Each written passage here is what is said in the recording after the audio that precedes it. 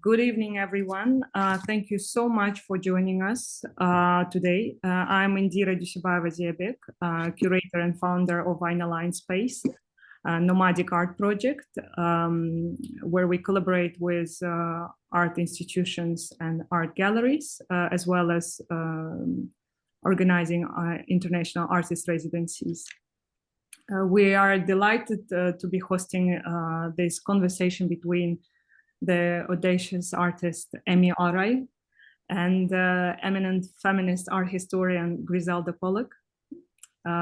Before introducing our speakers, I would like to mention that this conversation is part of our learning program during the group exhibition Threshold that takes place at Three Highgate Gallery, where Emii is one of the participating artists, and the show is still on. And we'll be very happy to see you there. So Emii Alrai, we've met last year during her artist residency at Launchpad in France.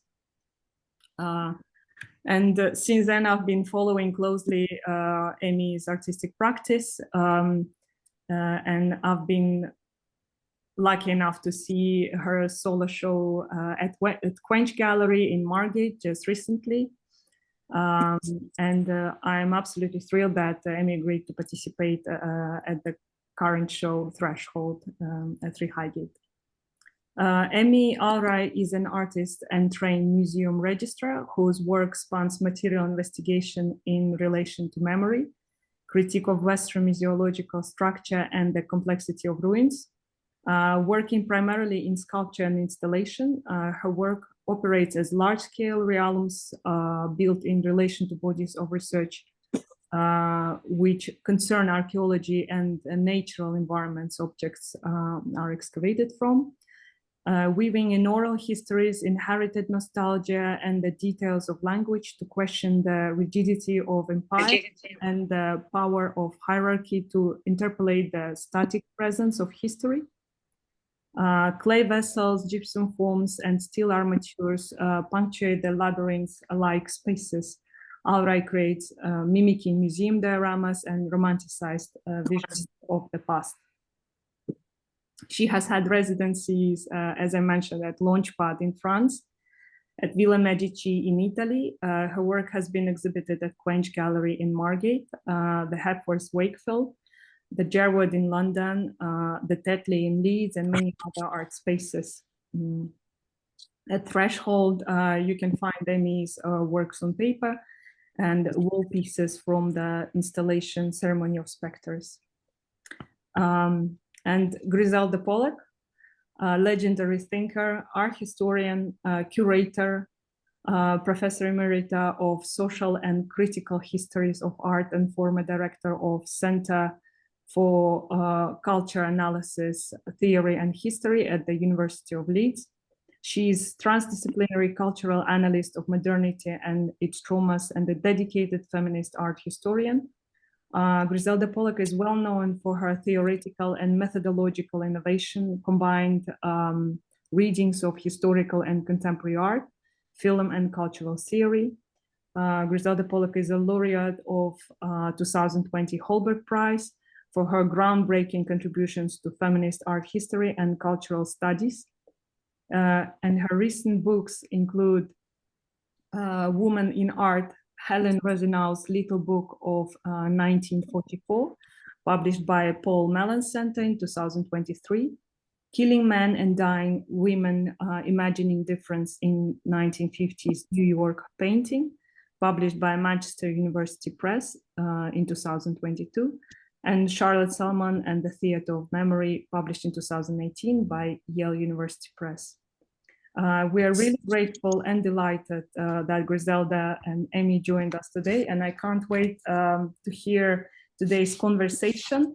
And we'll leave 10-15 minutes at the end of this conversation for your comments and questions, so you can unmute yourself and ask the question, or just send a message. And yes, as I've mentioned before, this conversation will be recorded. And I will share my screen now. And I'm happy to hand it over to Emii and Griselda. Thank you so much for such a lovely introduction.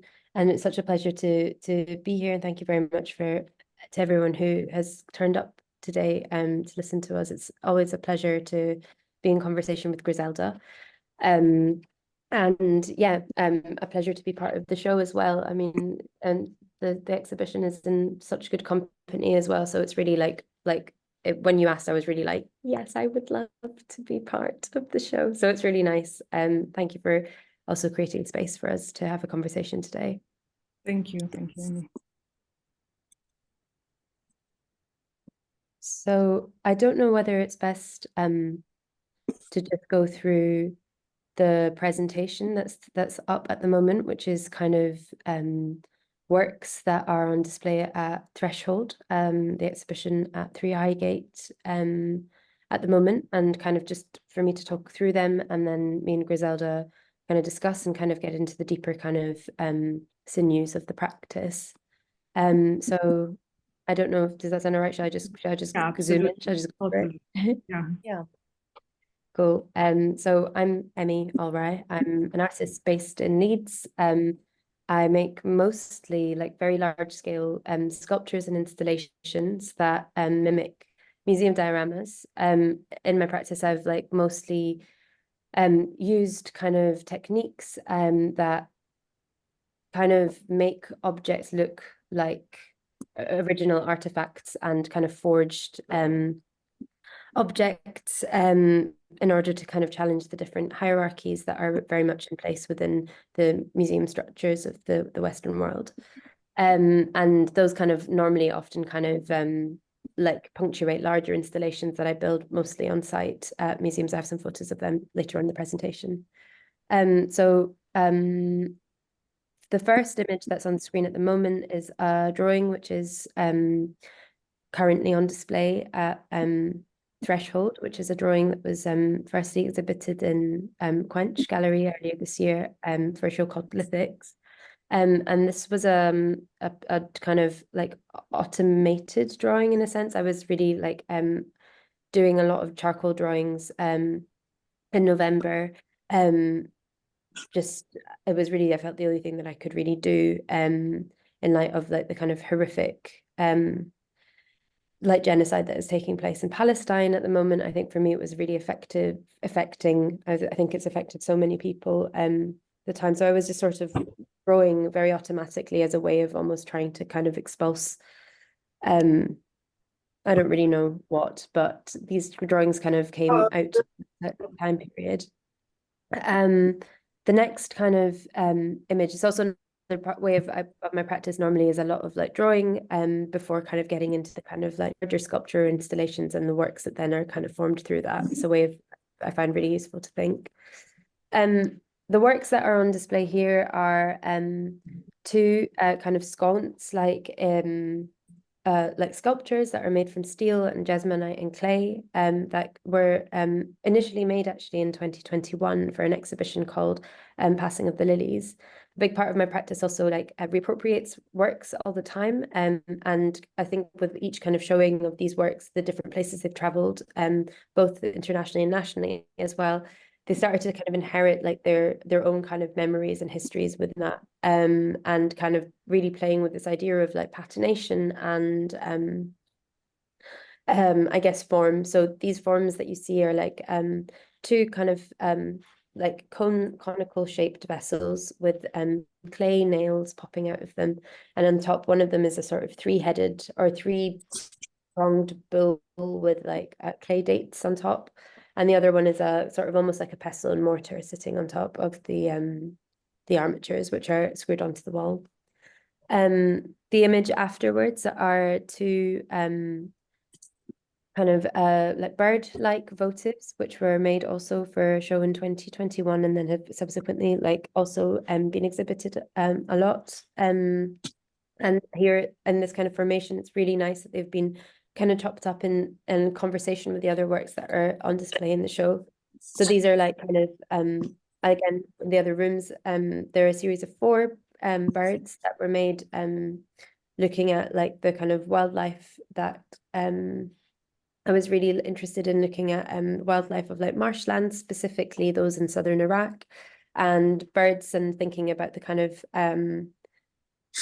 the way that like animals kind of navigate both like landscapes, but then also urban histories as well. And I just really love animals, so I always really like to start with them in my practice, and also looking at them in relationship to history and how historically like animal kind of votives or like domestic objects would really feature heavily, the kind of imagery of like living life that would have been kind of much more maybe entwined to human life back in history than it might be now. So again, I think like the animals for me are really important when kind of building worlds or like realms, which is the kind of practice I normally work. So it's really nice to see these kind of works like be very like taken out of that context and then put into a context of with other artworks. It's really nice to see them in that this way in this display.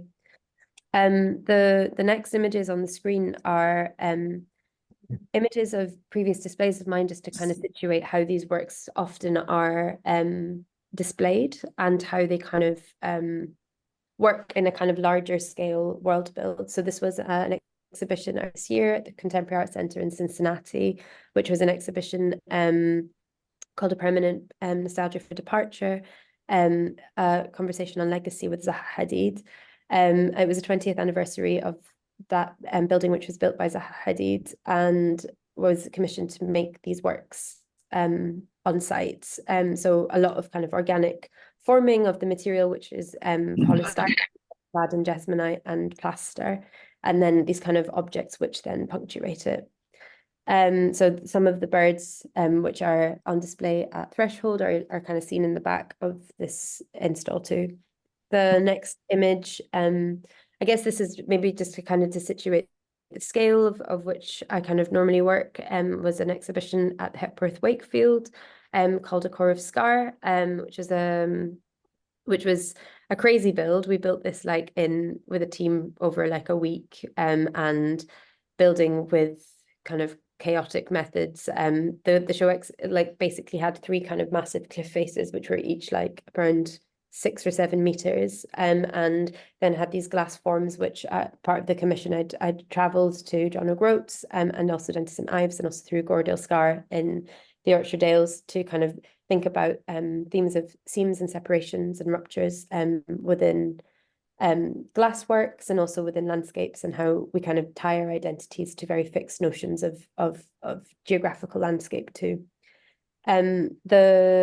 That was a nice exhibition because it was like using glass, which was different to the kind of materials I normally use, which you'll see in the next image, which was the Courtship of Giants at Eastside Projects in 2022, where I built a full-scale 10-meter by 10-meter maze using cardboard that is patinated in gypsum and sand and various different types of hessians and textures.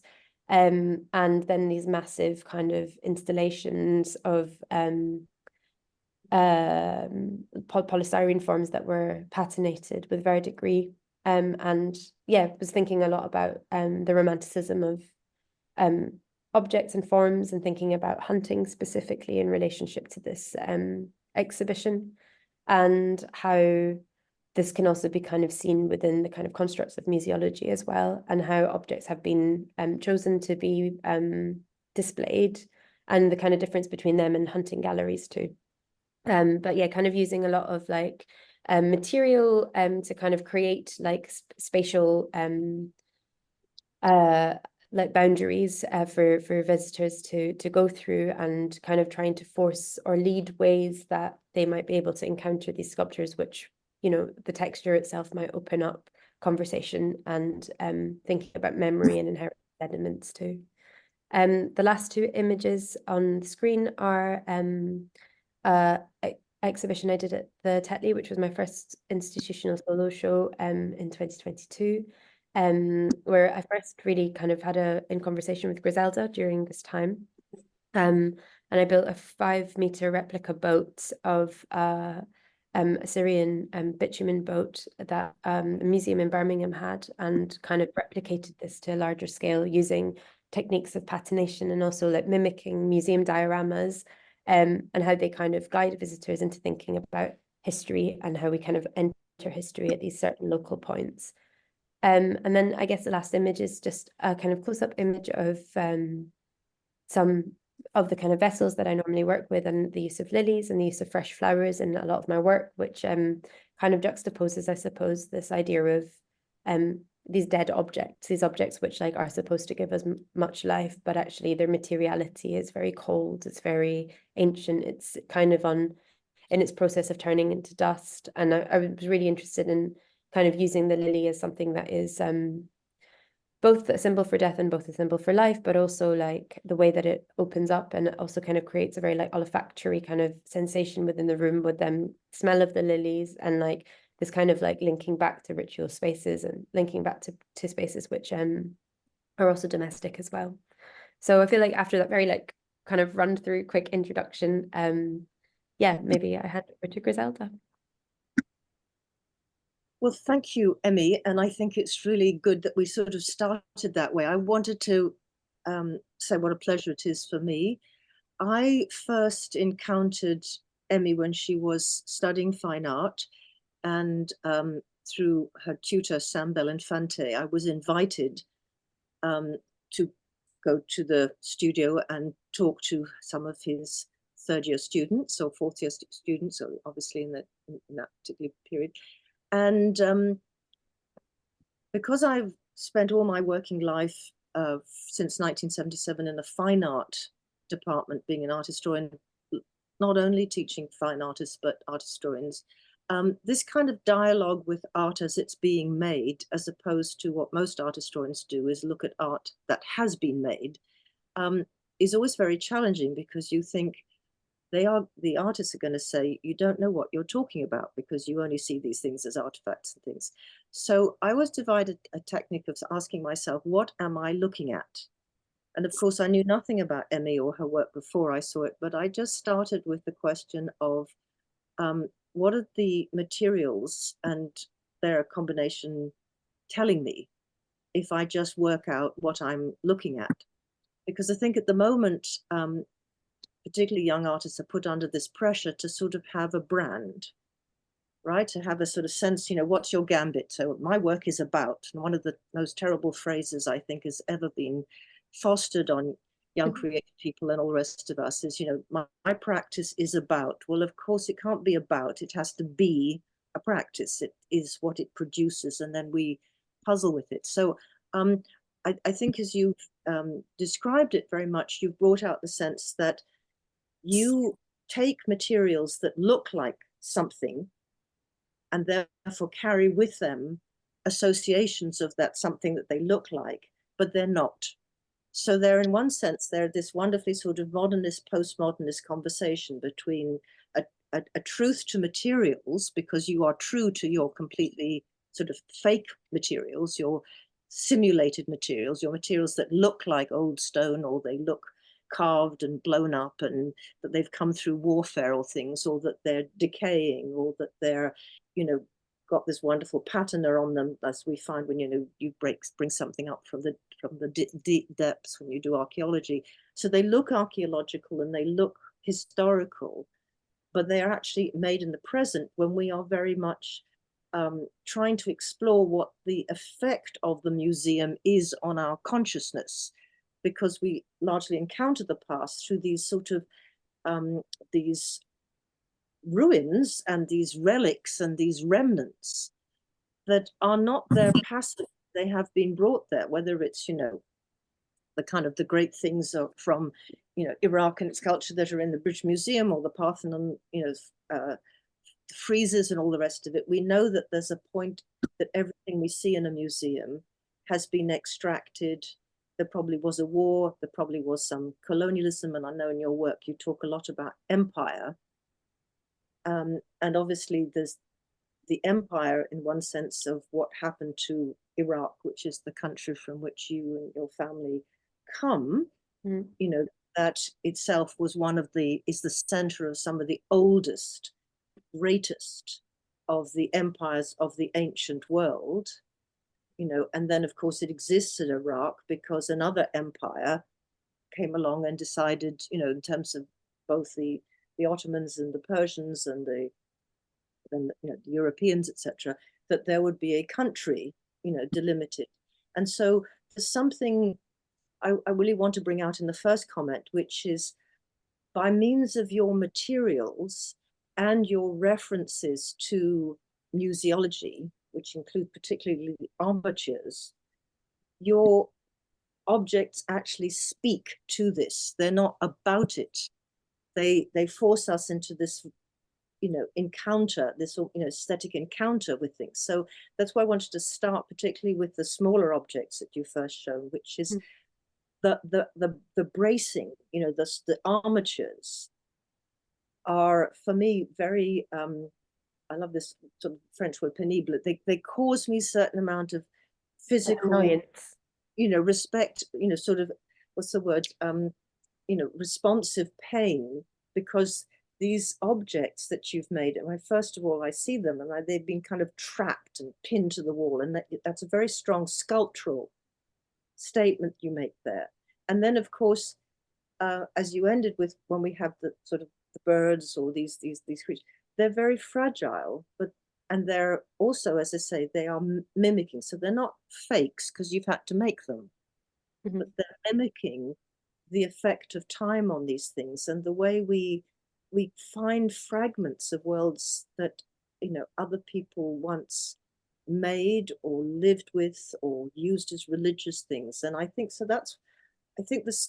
I just want to start with saying, I mean, I just became so fascinated just by asking that very first question, why is there this piece of thing that looks like a kind of a slab of ancient stone, but isn't a slab of ancient stone? And why is it partial? And why is it a ruin? And why is it scarred? And what is it that I'm being invited to do exactly what I've done, which is to set my mind in motion and to find all these things happening because of that physical prompt. So that's the first thing I just wanted to sort of say, this thing of you're finding yourself in sense having to say to people, this is what my work is about. And then it's sort of got all these things. That's very interesting, museums, memory, and all this. But actually it has to do it. It has to be it at this interface of your genuine crafting of objects. And then this kind of knowing it's not fake, it's mimicry, I think you mentioned, which absolutely brings us into confrontation with, I think, the two things we could go down. One is this museum space, the space in which the past is being, you know, looted, brought back, and then, you know, made to feel as if we are kind of meeting the world of the past, you know, but always through, you know, when you go to the British Museum, you enter through the great classical portals, and then it is staged for you in ways that don't really necessarily give you back any sense of how that past was lived or used, or, you know, it's reduced to these orphaned objects and their narratives. And I think that's what your work is doing, is asking us about our encounter with the past. So that was one thing. Maybe you want to say something in response to, is that connecting with what? I mean, totally. Like, I think for me, I think one of the kind of main like interests I think I have like materially as a sculptor also is like how to visualize and how to kind of create theatricality also. I'm really interested in like theater sets particularly, and I'm really interested in like how you can replicate, I think, like an idea or a time. And I think particularly like when you go to like, you know, watch operas or theater plays as well, you know, you're somehow like transported very like, I don't know, you sit in your chair and then for a minute the lights come on and then, you know, the sound comes on and suddenly you have this set that's been sculpted out of, you know, these kind of like really like awful materials like polystyrene, which is, you know, a material I use quite a lot in my practice. And these things that are kind of forged to make you kind of think that you're there, you're like in 1920s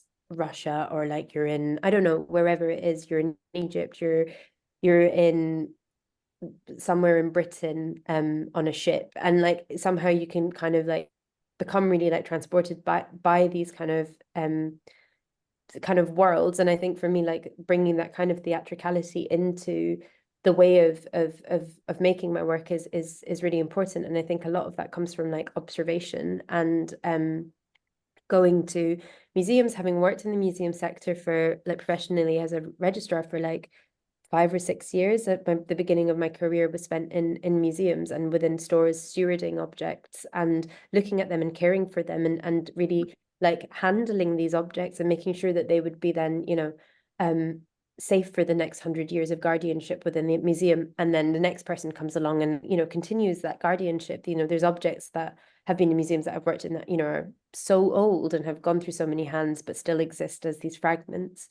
And I think that kind of relationship of like really like working with these objects that are so often not on display, and you know there's only like 5% of objects in any kind of store that really make it to display in museums, and then thinking about the kind of ways, and then when they do arrive to display, how do we like situate them, how do we give them a present even though they're from the past, or how do we give them a future, and then thinking about the histories which are lodged within those that have been forgotten over the ways in which we kind of encounter history ourselves. So I think for me, I think also just like I think I'm just a grafter at heart as well. I like love making things and making things to scale. You know, this history of like builders in my family of material, like touching things and kind of building with what you have. Has I think something that's also got a lot of resonance with that work as well. And you know, all of the installs, normally it's like we call them like the gym session. It's like when we're doing big build, it's like we're going to the gym, like you've got to be strong to do it, like cutting all the stuff, plastering it all, and actually putting like a lot of your physical body into making something, I think also kind of animates these objects which are made to look forged, and they're made to look, you know, that these kind of copies or fakes or, you know, whatever they are kind of they kind of show themselves as before they kind of inherit these identities within in relationship to the kind of installs themselves. But I think also around this kind of idea of the theatricality and then the actual kind of physical making, I think one thing I'm really interested in is also like the way in which we encounter histories too, and the way in which we've really learnt how to read history and how to read value. And why I say this, as I've just been today to see some objects in the museum which were, you know, of precious metals, and it's really interesting, this kind of bodily response I think we have to seeing things that look very old. It's almost like we've like uncovered something, and it's like this, your body reacts to it, and it's some kind of want to have them, regardless of whether you'd even thought about having a ring or like a vessel of some sort. Somehow you see something that's old, and it's a loaded image, and it's something that you want to take for yourself. And I find that really interesting about like our nature as well. Is it because we're collectors? Is it because we're just drawn to shiny things? Or is it because the way in which we've been kind of taught history, and how history should maybe remain as this very static thing, and these things becoming very precious objects because of the way they're situated in these histories? Is that why we want these as well? Does it give us value within our own selves of identity of like conquering? So I think that's what I was going to add to what you were saying. Let me take up that, because I really like that sort of sense. But at the same time, I mean, there's three things that you've. One thing, let's just hold on to the image that Indira's put up now, which is perfect, which is to do with sculpture. So that's one thing I want to put. I'll have to say this, otherwise I'll forget it, so that somebody else will remember what I said, which I want to come back to in the sense of the pathos of objects, because that last point that you made. But okay, so that in the grand tradition of sculpture, you want to make things that take up space or that reshape the space. I mean, you know, that's the difference between, you know, people who paint or, you know, installations or videos, etc. And you talk about theatricality, but you're actually also kind of enlarging the sense of what sculpture is, that it's such an incredible statement that it has to have space. It takes its place in space, right? You know, you can walk around a room, and even your birds, etc., by the virtue of the way you install them, they become sculptural because they have claimed that space on the wall, or they're projecting from it, and those things. And I think those are very important. And what I love about the sense is that even like in the boat in the Tetley, that when we first walked into that space, the visual effect was that we were in a kind of, as you say, something very old, and it, you know, bits of it had got lost, bits of it had got discolored, and the stone had changed. And then, of course, it's made of paper and cardboard, right? And so we're kind of so suspended between the visual recognition of something we already have invested some kind of nostalgia in, it's old, and the fact that you can replicate the effect, but it's not authentic. And so obviously in 20th century sculpture, there was such a thing about authenticity. You know, you have to carve it, you know, it has to be hand carved, it's got to be truth to materials. You know, we've got to have that kind of truth of the thing.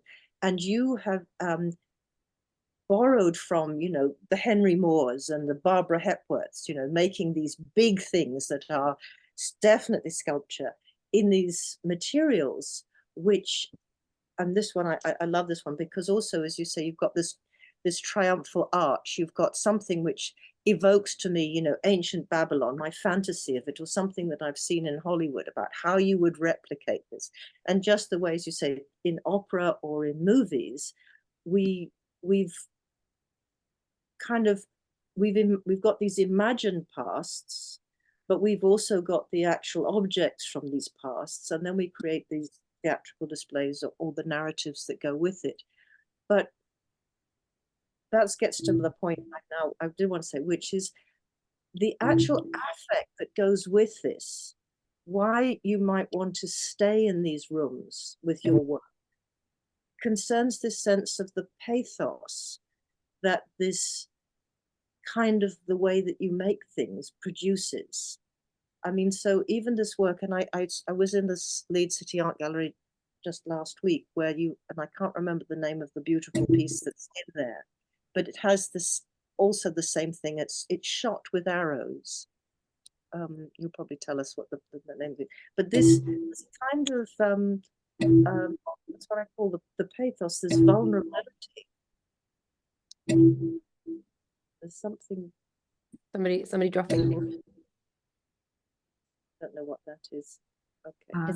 Is everyone maybe muted on the yes. chat? Anyway, Yes, this, yeah. anyway, that's so I wanted just to bring that up, because I think this legacy of, you know, the sort of the age of modernist sculpture, as we move into sort of postmodernist reworkings of sculptural heritage, involve that capturing of what was you know, these two elements of spatialization, that it takes up space, it then means that we're in the space with it, our bodies are part of it. But the other thing, this question of the pathos, and I think you mentioned the word nostalgia, and I'm just thinking that there's something tougher and more disturbing. It's not the nostalgia for the past, but it's actually always the past, is that it's gone. So it's very mournful. And that's where I think this notion of the pathos of the object comes in, whether it's figurative or not, but you really heighten that. So even if I'm looking at this piece, that the sight of it makes me think of, you know, things that are old and decayed, but actually but they've been manufactured out of contemporary materials. And so there's a touch, a move, a making. I see that sense you've had to put this on, and even as you do, there's some pleasure in gypsum, that kind of material. What happens with that? What happens with, you know, cardboard? What happens with your polystyrene? And then when you get down to these smaller objects like the birds or the vases, or even, you know, for instance, this installation, the fact that one of them are lying, they are slightly, you know, sort of distorted, not distorted, but not finely made. That's where I feel you charge your object with this kind of affective aura, which would make me want to stay with them or be with them, irrespective of the deeper sort of thoughtful elements about our relationship with the past mediated through the museum. So do you have a sense that when you make these objects, that you yourself take kind of, not kind of physical pleasure, but I mean, obviously, a certain amount of pleasure in the making, in crafting certain things, but also that when they're there, the way you position them, the way you sit, you hang them on the walls or put them, that these are very charged experiences for people when they encounter this work. They're not cold, they're not distant, they're not, you know, objects. And that's why I talk about the pathos of the object, even that little vase with its slightly extended lip and not, you know, the sort of bulge there, all of these physical decisions that you've made when you've crafted them out of your materials, or laying it on the side, or making it look as if it has gone through damage. These are very, as I say, affecting. And I think certain elements of my work about trauma as an after affect, not a historical event, but something that resonates with you when you encounter it. So have you had other people respond in that way, to the sense that they are kind of, I was going to say, in the very old-fashioned sense, moved by these objects and taken into a space, not just of nostalgia, but even of a certain amount of, you know, not articulated sadness, but of pathos? I think, yeah, I have had people have those kind of experiences with the objects, which is really interesting, because I think for me, like, the physical making part for me always comes in such bursts, and it's incredibly physical. And I think, you know, I'm not like a trained ceramicist by any margin at all. Like, I made my first pot in 2018, and it was like this thing that somehow managed to hold its weight because I didn't know how to kind of build. So it's like really building by like experimentation with this material and kind of learning how it works, but then also like trying to not really be kind of suffocated by the kind of like regiments of crafts as well, because obviously I think, you know, people who are ceramicists and they have this amazing craft, like there's so many like rules of how something works as an object. And I think what I'm really interested in my practice is also like how things can still kind of work, even though they're like done in these kind of chaotic ways, or they're like really brittle, or they have these kind of like big pock marks of thumbprints on them, and they're made with like this kind of like urgency, or like a need to kind of like almost come to existence as a way. And I think there's something that like Simone Fattal actually talks about quite a lot within clay, and it's how clay actually itself like holds a lot of ghosts. It's like very stratified as a layer of a material that's like come from our earth, which is, you know, it's also like, when we think about the materiality of it, it's like clay is something that is years and years and years of like decayed bodies, it's decayed matter that has, you know, over time like spun its gristle into like this kind of, I don't know, like this kind of almost excrement that then, you know, coats this layer of our planet. So I think also like using these materials like sometimes open gateways just through the materiality of it as well, of like, this is something that is really old that also holds a lot of energy because of the way it's made, the way it's excavated, the way that it's processed.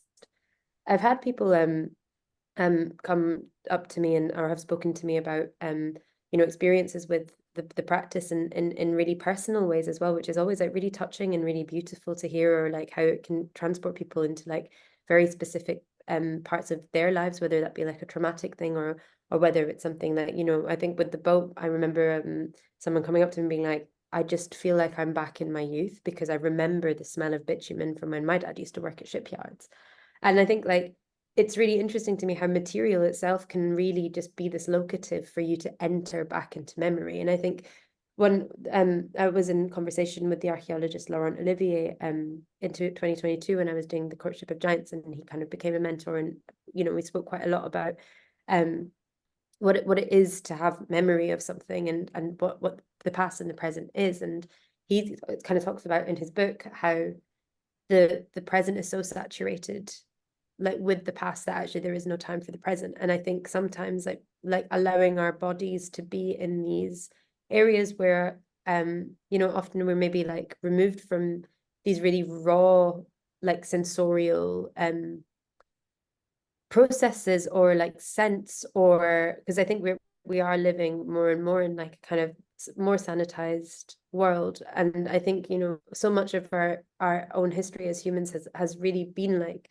so accustomed to being around landscapes and earth and using our hands and using our bodies to build things or to, I don't know, to garden or whatever it might be. But I think there's something within that, like of trying to reuse these materials or to almost mimic like landscapes or these kind of entry points into like these things that are very massive that like are carved from the hand directly. Then, you know, your energy kind of goes into that, and then they become these charged works, because, you know, with the show Hepworth and also the show at Courtship of Giants, I worked with an amazing team.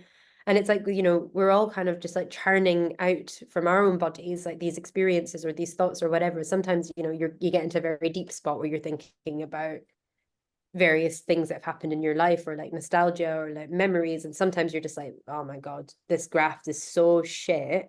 And like, you're just like, just hacking away at it. And you're just like, it's not, you know, like it kind of almost somehow replicates like living in the world, because you're just doing it for like almost like no reason apart from to make this sculpture, this thing that then somebody has a responsive body to. So I think the works themselves, like then, you know, they kind of seep in these energies of others. And I think that's what I'm really interested in when things travel and they become reappropriated again and again and again through their display and the different places that they end up going and the way people end up interacting with them. Like, you know, some of these objects have seen things I've never seen, and I'm really interested in that, how they kind of then build their own identities and histories through their own movement.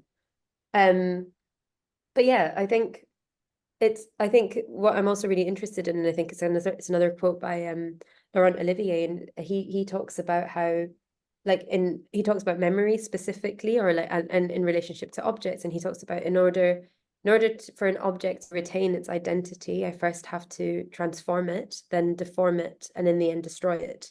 And I'm really interested in this kind of those four things, like in order to keep something alive, like a memory or nostalgia or a landscape or a tongue, a language, like it will always go through these kind of modifications through your life. I listened to a really interesting podcast yesterday about memory also, and they were kind of saying that, like, you know, the more you have a memory, the more you use it, and the more likely it is to go through change. And I think that that's something that's really interesting in terms of how fiction is then weaved into these objects, and how within the space, by creating a fiction of these objects that might look like they are, I don't know, ancient artifacts or specific things from certain digs, which have happened all over the world and have been very, shown in museums or history books. But because there are these fictive spaces, it almost allows people or visitors to kind of have an entry point to their own histories, not just my own or the ones that I'm replicating or yearning for.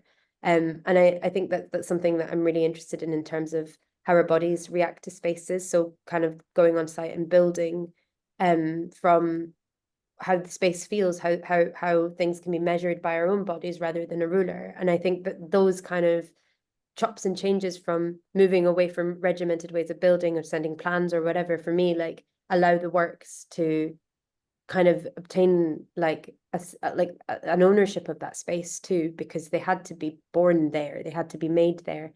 And within that space is also that kind of chaos that happens during building, which I really, really enjoy. It's also really exhausting, which is really part of it as well, but it's a lot of fun. And I think there's that also within a lot of the installs, like a really, you know, we have fun while we build things. And I think that also kind of sometimes, you know, it's funny that these objects, you know, often, you know, the responses I have had to people is that they are kind of mournful. They are like objects that are almost sort of pathetic in their yearning to be something. And I think that it's quite funny because they've just been born out of like places which have really fostered like being able to like use your body and to like kind of, you know, like have a lot of fun with it too. But then they are these things that yeah, they come from ideas of a past that maybe was never there, and how you then like use a past that's never there to kind of think about a future as well. Yeah, and I just I know you want to have some questions. I just want to make one more question, maybe see if there anybody else wants to participate in it, which is the Cincinnati installation. When we just looked at it, etc. This because I'm probably an incredibly well-trained formalist from my being as old as I am, etc., and learning this wonderful transformation that came about with formalism, which I always used to say to my students, we may be critical of it, but we can never do without it. There's no kind of pretending it didn't happen. And if you pretend it didn't happen, you don't gain a kind of the huge legacy. So this one, I thank you very much, Indira. I'm just absolutely caught by, you know, the height of the room, the multiplicity of these electrical objects, which then become part of the installation, etc. But the sort of the metal banding around the central pillar, which becomes the support for these unsupported sculptures. So in a sense, so the archway is sort of suspended, but it doesn't have its own feet on the earth. It just is a fragment, but it's got this incredibly tight, you know, force of the metal and things. And this object on the left, which is, you know, has these two little patinated sort of a jug and a goblet just nestling beside it.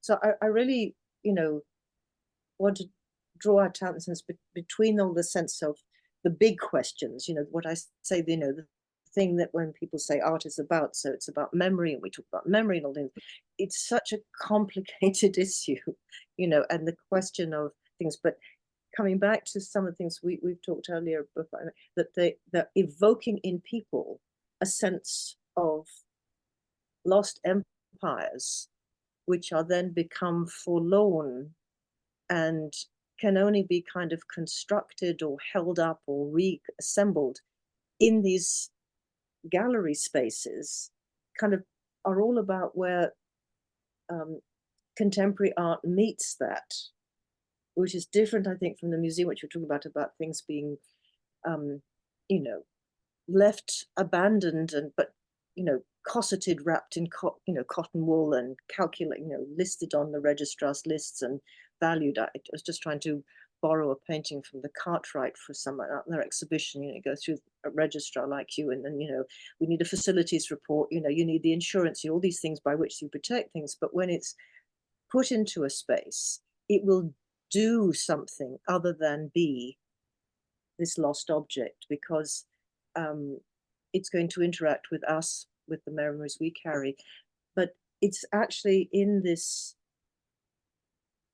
again, back into the sort of the literally construct the space and the language of the building of this piece.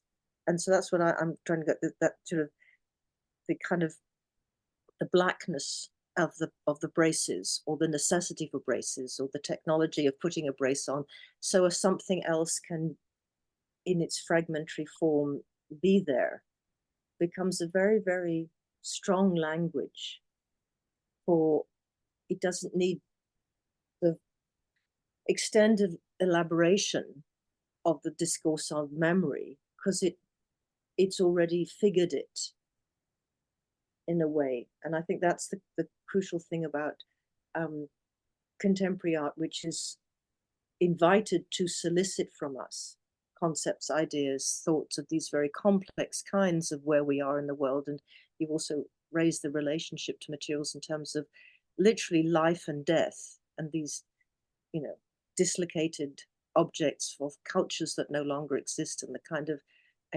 nostalgia and that sense, I know in your work about where do we come from, what happens when we're displaced, how do we situate ourselves when we are, you know, from somewhere else and living somewhere, but carry things through our parents. All of those questions that we're facing ourselves today can get translated into the sort of the technical, visual, and material language of sculpture. And I think that's incredibly important, because sculpture has its own, always requires us to confront in our own bodies this presence in space of objects which have these material organic links, even when you are creating not them with non-organic materials, you know. And I think that's an interesting, you know, it's not a mimicry or fiction, it's actually a wonderful dichotomy that you leave sort of buzzing when we look at these works. I'm just wondering if, Indira, you think somebody might have some questions for Emii or comments to join in our conversation? Yes, if there are any questions, you can let us know, either in the chat, or you can just unmute yourself and ask the question. But okay, I have a question if no one no one is ready yet. I wanted to ask you, Emii, about, you know, it's I admire your work, and looking at it and installing the work as well. You know, I've been thinking how fragile the objects are. You know, how working with clay, you actually leave the clay, you don't fire the clay. So it is clay being fragile on its own, you make it even more fragile. And you put together this, you know, like impermanence, but at the same time, monumentality. And I thought, like, you know, previously that the one cannot go with the other, impermanence and monumentality, but it seems like in your work it coexists beautifully. So just wanted, I don't know if it's a comment or a question, but maybe yeah, just it's really nice that like those two, like the impermanence and monumentality, like you thought that that's really like nice. I think to be honest, I think it's just like a registrar's nightmare of work in some ways, because it's like these things which, you know, these objects which are made. And I think for me, like I think part of that practice also like lends itself so much to looking at archaeology and the way that I make things, because for me, like when objects start to kind of disintegrate, or they are friable, or they, you know, flakes come off of them, or I don't know, parts break, they also kind of enter this kind of life cycle. So like they almost become more valuable in the sense that like this is all that's left of this, and like at some point this won't be there anymore. So it kind of joins the cycle of like living and death as well. And I think that that for me really interests me in terms of objects, because actually like a lot of these objects that we see like in museums are the detritus of the past, things that people chucked away that didn't use anymore, and we didn't really have this kind of maybe material value for things, and we keep them in and we, you know, display them. I'm like such a hoarder, and I'm really trying to not be a hoarder like of you know, objects or things that are like really like beautiful or whatever, and how I kind of display those in my home. And it's sometimes I'm thinking, I'm like, do I need this? Why do I have this? Like, why do I have all this stuff? And I think my practice in some ways, it's like allowing this kind of cycle to happen, instead of like, you know, holding it in the moment and when it's beginning to disappear. And I'm really interested in this idea of disappearance also, because I think when you see something that isn't full, you always think of its ghost. You think of what happened to this object. And I think it also kind of gives you like a locative to kind of question what was there. You start to imagine how things were built. Like, you know, you see this in like archaeology and the practice of archaeology as well. And the beginnings of it, you know, like a lot of the kind of objects that we think we understand and know, like were really made from like shared diagnostics, and archaeologists essentially like bringing together objects they think, you know, looked similar, and then drawing from their imaginations what they thought it was, and then that becoming part of history. So I think I'm really interested in playing with those in that kind of sphere of how these objects also kind of then enter that cycle of like they're being musealized by themselves, the way that they're being handled, the fact that they are very fragile. At the same time, they're kind of not, because they've, you know, lasted for such a long time, and they like still kind of hold themselves through the way that they're made materially. But it's like, yeah, I think it's really interesting, this kind of handling them, how they'll change, being open to that change as well. Yeah, it's quite fun, I think. Yeah, I absolutely love, you know, being around your works, and then it feels like the work is like it's alive. It's like a body. It's like a landscape, but it's also maybe a traumatized body. And also, you know, like it's been interesting how within the installation we add the little flower lily. And you know, and then it's also interesting how with time it you know, it dies, it sheds, and then I think, do I need to change it, or shall I keep it this way, you know? Like, so it's interesting how your installation captures time and memory and smell, you know, like all these senses together as well.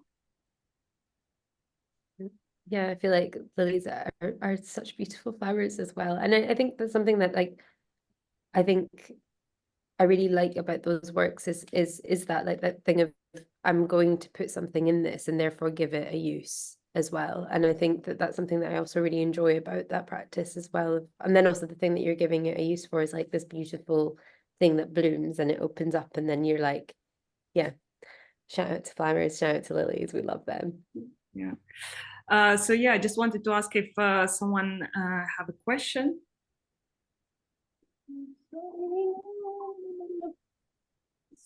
Oh. Somebody's iPhone at the bottom there is picking up. Yeah, I have a question. Hi. Yeah, hi, Emii. Thank you for describing your works. It's been very interesting. Yeah, you said something that every image should be like transformed, deformed, and destroyed. Is that correct? Yeah, I think it's for an object to retain itself, I have to transform it, deform it, and in the end destroy it. That's it. Yeah. Yeah, I really liked the statement. And do you destroy your works yourself, or like do you practice something like that? Sometimes. Yeah. I do, yes, I do destroy stuff, but with the kind of notion that it becomes something else. So I'm very aware that polystyrene is a wretched material, and I'm trying to kind of basically at the moment recycle through everything. So the majority of stuff I use is recycled, and then it's like turn into sculptures, and then those sculptures turn into something else. So like a lot of the time if something breaks, it's like, well, what can this now be? So we can like add it onto bits, and like trying not to be attached to this idea of breakage, that actually a break could be something that is another thing, and it's still useful, and it still finds a way of like existing. I have broken things in the studio like purposefully, and sometimes it's not worked at all, and sometimes it's like, oh shit, I shouldn't have done that. But I think that there's something I also really like enjoy about the practice, is that it enables that kind of it's kind of like the anti-museum in a sense in the studio, because these objects are handled like not as fragilely, or not as like what's the word I'm looking for, like tentatively as maybe I would in a museum context, because maybe it's because I've made them and they kind of like shift and they form, and I'm really interested in the ways that then, you know, something then will like age over time or change itself. So yeah, it feels kind of like a like not kind of existing within a museological world, and being very much like, oh, these are these objects that can behave how they want to. Sometimes they want to break. Thank you. You're welcome. Thanks for asking a question. Can I come in onto that discussion, because I was very interested that you liked the quotation. I was very troubled by it, because I wasn't quite sure what the logic of, you know, the destruction is, because it seems as if we live in cultures that accumulate and preserve and go to such, you know, we have registrars and we have museums and we have fantastic technologies to preserve and reconstitute and restore objects. as if we are living constant and ever more so as more surface and come to the surface of the traces of the world that have existed before us, which could turn us into melancholics because we know that one day our society will be that, but our society is not producing objects that people are going to cherish in that way. We just, mass manufacture. The problem is when they start digging up these, all these things that won't just, won't degrade, but aren't going to be precious, because I mean, the things that we find when we find goblets or dishes, right, are the things that were a lot fired in some way, right, or already had gone through the fire, like stone things already been heated up to incredible temperatures by volcanoes and all the rest of it. Whereas I mean, I just wonder what in a sense, if our society survives the planetary disaster that we are bringing upon us by overproduction, industrial capitalist production, and all the rest of it, what will our objects do? They won't have the pathos of the Roman glass or the Iraqi glass or the the shield or the the sword or the broken structures. I'm just wondering what are we seem, I mean, the sort of since the beginning of museums and preservation, we have not been destroying objects, but accumulating them and creating these institutions to keep us in the presence. And you take people, you take children to the museums to something, because there was that Leeds City Art Gallery, or Leeds Museums collection. When I first came to Leeds, the most famous part of it was this very moth-eaten stuffed tiger. I don't know if that's still there. Yeah, that used to be a rug. Yeah, and my children's minds were deformed or traumatized by the encounter with this creature, looking so miserable in its sense. But I mean, I would just like to push that a little bit more, which is that archaeologists thinks I'll use it and reform it, deform it, and then destroy it. Well, we may not give it its meaning, but we are certainly attached to this in a way that deflects us from actually thinking about, I think, the things we should be thinking about, which is the nature of the present that we are depositing or creating. And I just wonder, in that sense of your work on ruins, that links up with very deep 20th century thinking from like Walter Benjamin, I mean, about the question of the ruined present, the present burdened by so many ruins, that keeps looking back because it can't face looking forward. And I wonder if your work might, rather than destruction, but that's what I was trying to talk about, the pathos of it and the solicitation to think about these things, that seems to be inherent in what you're doing. And it's this question of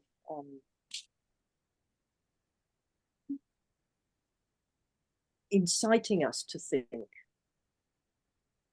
and about the present, not just the nostalgia or the romanticism or the sort of the orphaned object that remembers a past culture, because maybe we need to know about what past cultures did that left so many lovely things for us to remember. Sure. Whereas we're just junk, more junk and more junk, plastic. And I mean, what will people do when they dig up the landfill sites and say about 20th century society? They're going to be like, they were disgusting. they were literally wretched. It's interesting, like, because I love that quote by Laurent, and I think it's really interesting, I think, for me, like, and really like formed a lot of my practice in terms of, there's like loads of different things I want to reply to, like, from what you just said. But I think kind of, I guess, for me, like, what I really am kind of interested by, maybe within the practice, and then also within, I guess, in the kind of parameters of that quote, is like when something is destroyed and we no longer, I don't know, maybe I start by this, the fact that like actually as much as I beef museums all the time, I actually love them, and I like love museums like and go to them, and they're very much like very like special places for me, as much as I think a lot of the issues around museums need to be addressed. And I know museums are doing quite a lot, but still like I think, you know, they still kind of have the infected bones of like empire in their architecture, and I think that that's always something that's going to be very difficult to get rid of. So whether we start thinking about museums as sites of theatre rather than history might be something that's interesting, which kind of leads me to thinking about what I was going to say around the quote of Laurent and this idea of destruction. And it's almost like when we have nothing else to imagine in our like kind of daily, I think that it's really interesting how it's almost like we have to dismantle things in order to like be able to reimagine it again. How do we think about like a future going?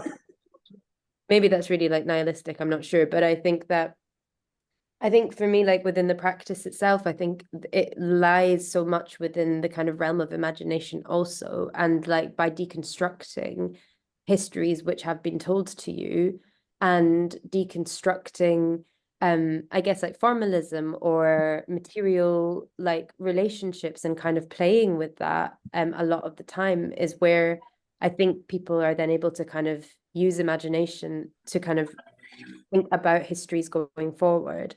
I think that's what I'm really interested in from that quote. I don't think like, you know, even though I've just been like, yeah, I break loads of things in the studio, I don't really know if like smashing everything up might be like the best plan. Maybe it is, I don't know. Maybe we should try it and we see what happens. But then I also think like, you know, I think that there's to deconstruct how we've been educated, to deconstruct, you know, the kind of tongues of colonialism that are drenched in blood, and how we kind of think about what else could have existed before that outside of the kind of spectrum of history as we've been kind of force fed it as well, as a way of like, you know, reigniting imagination and thinking through imagination for better futures. And then through that thinking about, okay, so then what do we do with the landfill? How do we use this? How do we like, you know, reconstitute these objects into other things that might be useful? And then using these kind of real objects of the past and like maybe this kind of dialogue together is a way of also like, I don't know, thinking about future histories, I think, and the role of like, because I think, you know, we're moving into like a world which is obviously much more globalized. Like there's so many like entanglements of histories and cultures and bodies and flesh and languages and tales. It's like, you know, everything is becoming really like interesting. We're at such like a kind of interesting point in human history because of that. And it's like, you know, I think this kind of fusion of these different imaginations together like might be an interesting place to kind of locate a future. I don't know if that makes any sense, but yeah, I think that's kind of what I was thinking about when you were talking about that quote troubling you. Yeah. Oh, thank you so much, Emii. Thank you. Thank you for having me. Griselda, did you want to say something? I just want to say one thing, which is you reminded me of Arjun Appadurai, Appadurai, who is a wonderful Indian anthropologist who grew up in Mumbai and then was worked. But when he was talking about in the 1990s, the beginning of this sense of a much more kind of transnational global conversation, etc. He talked about communication transforming the world. So being a New York taxi and somebody from Pakistan or Bangladesh listening to an imam on his radio while he drove up and down Fifth Avenue, that's a question of migration communication. But he also was talking about this question of what it's doing to the imagination and how important that is. So it's called Modernity at Large. It's an incredibly important book that just helped me get a grip on. I mean, now it's 20 years ago, I mean, the 1990s, when I was first trying to work out that everything that I thought was the world as a child of 68 had to be changed. And he says, communication, migration, and imagination are these particular areas. So I love that point that you're making, and I think it's a wonderful thing. How not looking back, but using all of this kind of accumulated stuff to foster an imagination that has to work out how we can actually live on this planet rather than become this necrophiliac culture that always, you know, accumulates and, you know, invests with the ruins of other societies. Because the ruin of our society will be the ruin of the planet and the world and humanity. So it's kind of serious. So I think your work is really well timed to be there. And that was a perfect point about imagination is the critical thing, which is why we need art to keep kicking us into that. Well, huge thank you, Emii and Griselda, for today's amazing, thoughtful conversation. It was really great to having this talk today. Thanks a lot, and apologies for some technical issues earlier. We all go through those, so thank you. It didn't matter. Yeah, but thanks a lot. Thank you, everybody. And yes, so this talk is recorded, and we'll post it on the website, Ainalaiyn Space website, and the show is still on in London at Three Highgate Gallery. So thanks a lot to everybody who joined us today. Thank you so much for having us. It's a pleasure to talk to you both. And yeah, thank you for everyone for coming. Thank you very much for enjoying, for incorporating me and giving me a chance to revisit, as it were, long conversations with Emii and to celebrate her wonderful show at the moment, and also to celebrate you, Indira, for all the work that you do to enable, you know, artists to come together and artists to be seen and heard in this very deep and searching way. So thank you for the invitation. Thank you so much. Thank you, Griselda. Thank you. Well, thank you.